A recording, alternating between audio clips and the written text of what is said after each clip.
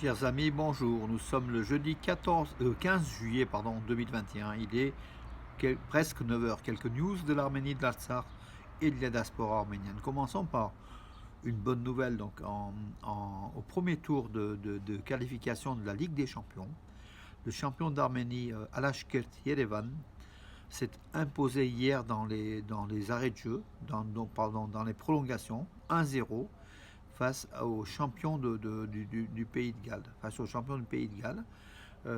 Donc, au match aller, Alashkert Yerevan, champion d'Arménie, avait fait match nul 2-2.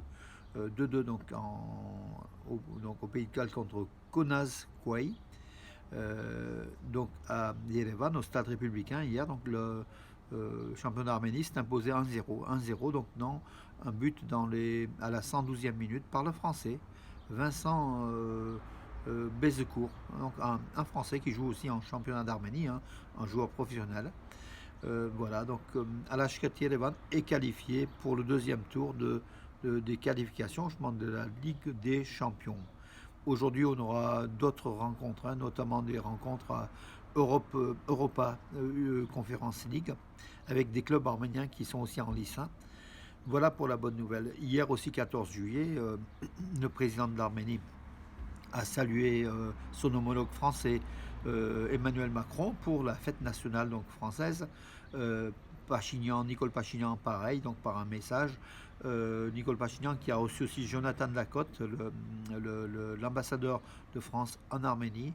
Donc voilà quoi, toute l'Arménie hier a salué la fête nationale française. L'Arménie qui est très très proche donc de la France, comme vous le savez.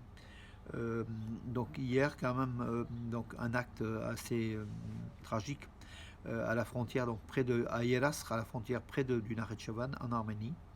Un soldat arménien engagé de 38 ans a été tué d'une balle azérie. Donc il y a eu des échanges de tirs entre Arméniens et Azéris, donc des deux côtés de la frontière. Voilà, l'Azerbaïdjan a aussi donc des blessés, voire des morts, hein, de son côté. Voilà. Tout simplement parce que ces accrochages ont eu lieu. L'armée azérie essayait de grignoter du terrain et de venir en position proche de l'Arménie, donc près des positions arméniennes. Les soldats arméniens ont répliqué pour arrêter donc, ces travaux de tranchées, de grignotage de terrain en zone neutre, proche de la frontière arméno-azérie, donc entre l'Arménie et le Nakhitchevan, la République autonome du Nakhitchevan, qui est une terre arménienne, qui a été rattachée donc à l'Azerbaïdjan en République autonome dans les années 20, hein, lors de la soviétisation donc de la région. Voilà. Bakou qui commence à, comment dirais-je, à revenir un petit peu, les chiffres commencent un petit peu à parler, qui annonce 2907 soldats ou civils azéris tués lors de la guerre donc, de l'Artsakh, la guerre des 44 jours. Donc au départ c'était 1800, hein, ça monte. Donc là on est à 2907. Le chiffre réel est bien au-dessus. Hein, donc voilà. Voilà que. Mais l'Azerbaïdjan, étant une dictature, ne peut pas indiquer le chiffre réel du bilan de la guerre. Tremblement de terre encore, donc c'est le deuxième en fait, hein, en une semaine, voire le troisième à Bavra, donc dans la région de Bavra, au nord, donc dans la région de Shilak, au nord de Gumri, hein, à la frontière arméno-géorgienne. Un tremblement de terre toujours à 10 km de profondeur au niveau du centre, hein, de son épicentre, qui a été donc de l'ordre de 4 degrés sur l'échelle de Richter, 3 ressentis dans plusieurs villes et villages donc, du nord de l'Arménie. Hein. Donc dans la région du Shilak, aussi dans la région de Lori, qui est toute proche, hein, voilà, donc, mais a priori, bon, pas de dégâts, sans doute pas de dégâts puisqu'on n'a pas eu d'écho. Hier, en fait, des représentants d'Abu Dhabi, de Air Arabia, avec son directeur donc d'Air Arabia, en fait, hein, donc des Émirats Arabes Unis, était en Arménie.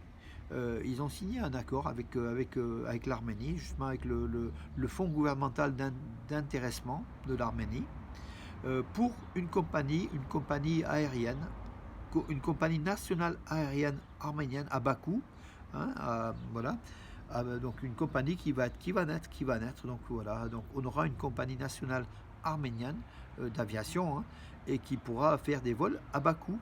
Donc peut-être aussi entre l'Europe et l'Arménie, hein, donc sans doute entre l'Europe et l'Arménie. Voilà. Diklan Avignon, le vice-ministre arménien par intérim, a annoncé qu'à partir d'hier d'ailleurs, il lançait un concours sur une période de 4 semaines, un concours pour que les citoyens arméniens puissent désigner le nom de cette compagnie aérienne. Donc vous pouvez, vous, je pense aussi participer en proposant, hein, donc des idées à l'Arménie. Donc il y a une boîte mail, hein, à laquelle il faut soumettre. L'adresse est sur ma page Facebook que vous voyez plus bas, aussi sur Nouvelles d'Arménie, Arménie-News, hein, ou alors sur le site carrément, le site Facebook de Armenian National Interest Fund. Voilà, donc le fonds d'intéressement donc, national d'Arménie, arménien.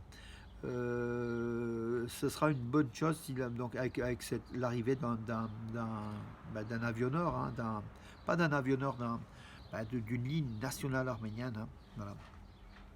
Diklan Avignon, le même, hein, vice-ministre non, vice-premier ministre par intérim arménien, hein, il a déclaré qu'en fait la question la plus importante pour l'Artsakh est la question de la clarification du statut pour le peuple de l'Artsakh, pour qu'il puisse se figer, donc voir son avenir donc sur la région.